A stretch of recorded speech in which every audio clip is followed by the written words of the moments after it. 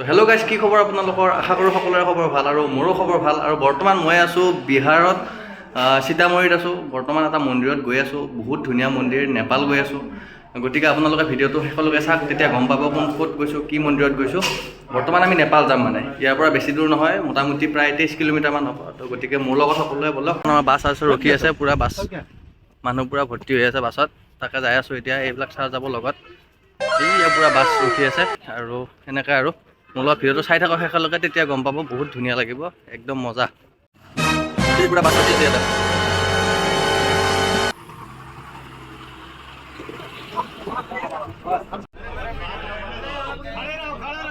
জাগা নাই গৰম, একদম গৰমত অৱস্থা বেয়া হৈ গৈছে, উতলি গৈছোঁ একদম। এই খ্ৰীষ্টানটা আহি পাইছে, একদম গৰমত ঘামি জামি অৱস্থা বেয়া হৈ গ'ল। মলম লগাই আৰু কোনো কামেই নহয়। বৰ্তমান আমি আহি মানে নেপাল বৰ্ডাৰ পাইছোঁ আৰু এতিয়া নেপাল বৰ্ডাৰত আমাৰ গাড়ীখন ৰখাই দিছোঁ। ইয়াতে আছে পুলিচ ৰখি আছে আৰু এইটো হৈছে নেপাল বৰ্ডাৰ। বৰ্তমান আমি মানে নেপালত আহিছোঁ। নেপাল বৰ্ডাৰ পাৰ হ'লোঁ, বৰ্ডাৰত কেমেৰা কৰিব মানা কৰিছে তাতে, সেইকাৰণে আমি কেমেৰা নকৰিলোঁ। আৰু এতিয়া বৰ্তমান মানে আমি যাই আছোঁ জানকী মন্দিৰ। বহুত ধুনীয়া লাগে মন্দিৰটো, তাতে সীতা মাতাৰ জন্ম হৈছিলে। গোটেইখিনি মই তাতে গৈ কিনে আপোনালোকক দেখুৱাম।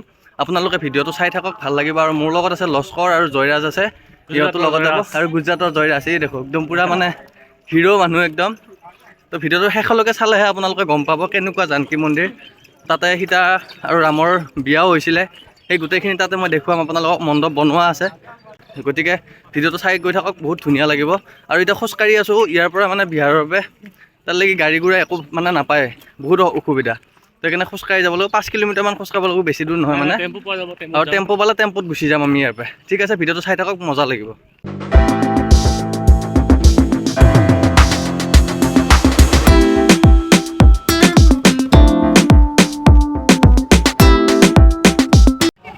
তো বন্ধু বান্ধৱীসকল, মোৰ পিছফালে যিটো মন্দিৰ দেখা পাইছে, এই মন্দিৰটো হৈছে জানকী মন্দিৰ। আৰু কোৱা মতে এটা সময়ত এইটো হৈছে জনকজীৰ মানে ৰাজমহল আছিলে। আৰু বন্ধু বান্ধৱীসকল, জনকপুৰ হৈছে ৰাজা জনকৰ ৰাজধানী।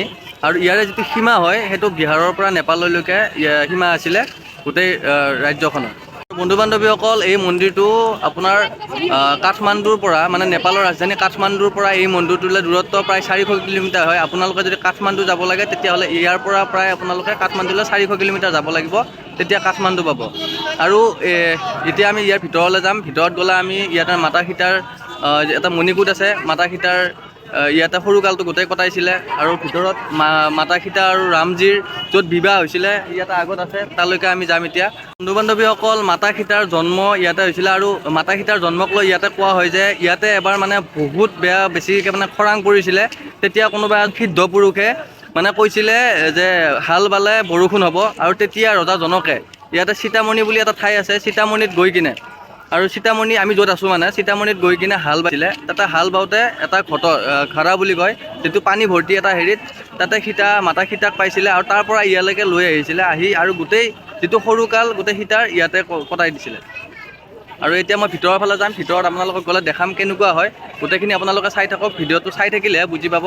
আৰু যিহেতু মই হঠাতে আহিছোঁ মন্দিৰটোত, গতিকে মোৰ ইমান মানে টাইম নাপালোঁ ভালকৈ বস্তুবিলাক চাবৰ কাৰণে। হঠাতে আহিছোঁ, গতিকে যিখিনি দেখাইছোঁ পাৰিছোঁ ক'বৰ কাৰণে। আপোনালোকে চাই থাকক, তেতিয়াহ'লে গম পাব।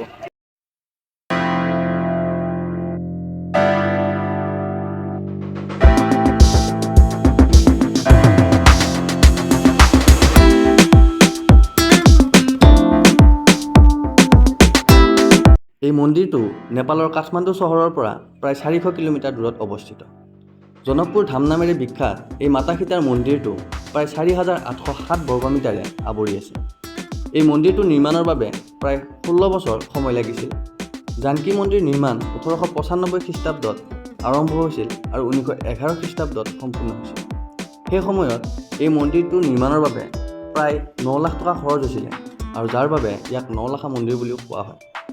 ইতিহাসৰ মতে 1657 খ্ৰীষ্টাব্দত ইয়াত মাতা সীতাৰ সোণালী প্ৰতিমূৰ্তি পোৱা গৈছিল, আৰু বিশ্বাস অনুসৰি মাতৃক সীতা বিবাহৰ পূৰ্বে ইয়াতে আছে। বন্ধু বান্ধৱীসকল, আপোনালোকে আহিলে ইয়াতে এটা মিউজিয়াম দেখা পাব। আৰু মিউজিয়ামৰ টিকেট এয়া কাটি লৈছোঁ। মানে ইয়াৰে মানুহৰ কাৰণে 15 টকা, নেপালৰ মানুহৰ কাৰণে। আৰু ইণ্ডিয়াৰ পৰা আহিলে আপুনি 10 টকাত টিকেট পাব। আৰু বৰ্তমান আমি ভিতৰত যাম, মিউজিয়াম হলটো চাওঁ। তো বলক ভিডিঅ'ত যাই পিনে মিউজিয়াম হলটো চাওঁ।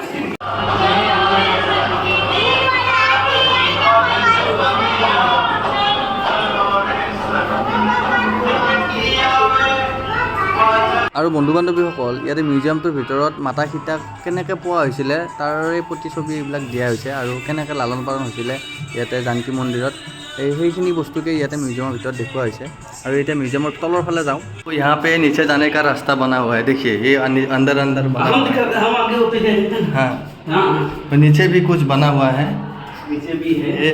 ইয়াতে তলত মানে পুৰণি কালৰ যিবিলাক গহনা পাতি এইবিলাক ইয়াতে থোৱা হৈছে, সজাই বৰ ধুনীয়াকৈ থোৱা হৈছে। কেনেকৈ ৰজা মহাৰাজবিলাকে কি গহনা পাতি পিন্ধিছিলে সেইবিলাক ইয়াতে উদ্ধাৰ কৰি কিনে ইয়াতে এনেকৈ সজাই থোৱা হৈছে। আৰু বাকী সেইবিলাকে দেখা পাব, কাপোৰ আছে ৰজাদিনীয়া, এইবোৰ ৰজাদিনীয়া কাপোৰ ইয়াতে ধুনীয়াকৈ থোৱা আছে। বন্ধু বান্ধৱীসকল ইয়াতে এইটো হৈছে ৰাম আৰু সীতা মাতাৰ য'ত বিয়া হৈছিলে তাৰে মণ্ডপটো বনোৱা আছে। আমি এতিয়া ভিতৰত যাম। এইখন পোষ্টাৰ দেখা পাইছে আপোনালোকে। ইয়াত যাব লাগিলে টিকেট কাটিব লাগে, ছেম মানে আগতে যেনেকৈ নেপালৰ মানুহৰ কাৰণে 15 টকা আৰু আমাৰ যদি ইণ্ডিয়াৰ মানুহ হয় তেতিয়াহ'লে 10 টকাকৈ আপোনাৰ ল'ব। এতিয়া ভিতৰত যাম আৰু মণ্ডপটো চাম।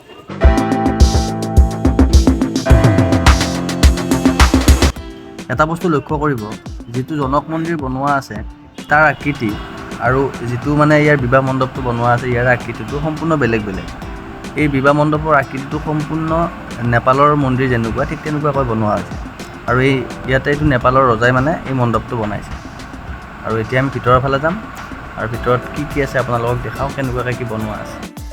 আপোনালোকে ভিতৰত লক্ষ্য কৰিলে দেখা পাব ইয়াতে মানে মাতৃ সীতা আৰু ৰামৰ বিয়াৰ সময়ৰ যিটো এটা মুহূৰ্ত ঠিক তেনেকুৱাকৈ মূৰ্তি বনোৱা আছে। আৰু কাষত এইবিলাক যে দেখিছে আপোনালোকে, ঠিক ফালে মাতৃ সীতাৰ পৰিয়ালবৰ্গ আৰু আনফালে ভগৱান ৰামৰ যিটো পৰিয়ালবৰ্গ তেওঁলোকৰ মূৰ্তি বনোৱা আছে। আৰু ছাইডত ইয়াৰ কুলগুৰুসকলৰ প্ৰতিমূৰ্তি বনোৱা আছে। বন্ধু বান্ধৱীসকল যেতিয়া মানে আমি বাহিৰৰ ফালে আহিলোঁ তাতে ছাইডত মানে এটা জনকজীৰ মানে কুলদেৱী মন্দিৰ বুলি কয়, সেইটো মন্দিৰ ইয়াৰ ভিতৰত আছোঁ এতিয়া। সেইটো মন্দিৰৰ ইয়াৰ ভিতৰত আহিছোঁ। বহুত ধুনীয়া মানে পৰিৱেশটো, মানে ভিতৰৰ ফালে বহুত ঠাণ্ডা পৰিৱেশ এটা আছে আৰু বহুত মানুহ হয় ইয়াতে, বহুত ভিৰ হয় ডেইলি। তাকে এইটো মন্দিৰ হয়। মন্দিৰটো এতিয়া বন্ধ আছে। ইয়াতে এইটো মন্দিৰ আজি মানে বন্ধ থাকে, সেইকাৰণে আজি ভালকৈ ভিতৰত দেখাব নোৱাৰিলোঁ আপোনালোকক।